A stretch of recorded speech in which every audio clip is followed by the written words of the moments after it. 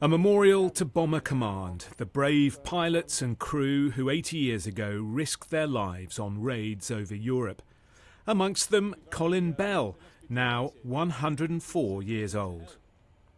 What goes through your mind, Colin, when you look at this memorial? Sadness. Sadness that so many brave young men lost their lives fighting up against a war, against an enemy that should never have been. Sadness. During the war, Colin flew 50 missions over Europe in an RAF Mosquito, some of them over Berlin. He was at an airbase in Canada when news of VE Day came through early in the morning. I heard all this palaver of people shouting and firing pistols, and I said to the guy in the next bed, "What the hell's going on?" And he said, "I think it was celebrating VE Day, the end of war in Europe." And I said, "Well, that's nice. Now let's get back to sleep." That's the pilot's position. Yeah. And then on the other side, and a bit lower down, was the navigator's seat. Right.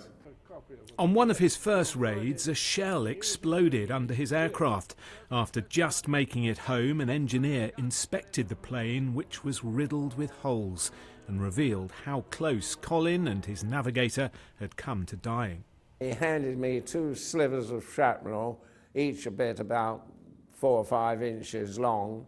And I said, "Yeah, interesting. Where did you find them?" He said, "Well, they were in your parachute that you were sitting on," which made me thoughtful. At the RAF Club in London, Colin regularly pops into the Churchill bar for a drink and a chat. It's an experience of a lifetime. Inevitably, conversation turns to conflicts of today. He worries about defence spending, NATO, and hesitating to confront aggression decisively. Bear in mind that I've seen all this happen before, from the time that I was a teenager, living, as Churchill put it, in the wilderness years, and at the time when appeasement was rife. The situation is different now, but the dangers are the same.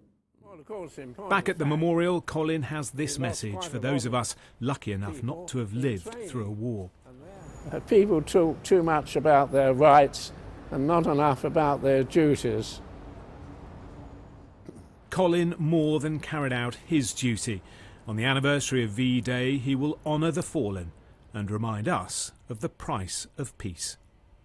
Jonathan Samuels, Sky News.